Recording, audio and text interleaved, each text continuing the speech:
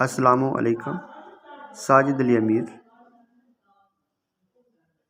Urdu lecture کے امتحان اور انٹرویو میں بوتیکا کے متعلق کچھ سوال کیے جاتے ہیں۔ اردو لیکچر کی تیاری کرنے والوں کی آسانی کے لیے یہاں باقاعدہ طور پر بوتیکا کو پیش کیا جائے گا۔ بوتیکا ارسطو کی شعر و آفاق کتاب ہے جو قبل مسیح میں لکھی گئی، لیکن مشرقی اور مغربی ادب پر اس کا اثر آج بھی جاری و ساری ہے۔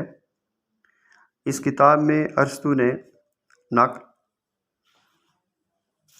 نیچر، شاعری کی اصل، شاعری کی اقسام اور ٹریجڈی کے اصولوں پر بحث کرنے کے ساتھ شاعری کا ایک آفاقی نظریہ پیش کیا ہے جو ان سے قبل کسی مغربی علاقت کے ہاں نہیں ملتا۔ اس کتاب کے کل 26 باب ہیں۔ انشاءاللہ میری اگلی ویڈیو اس کے پہلے باب پر ہوگی۔ بہت شکریہ۔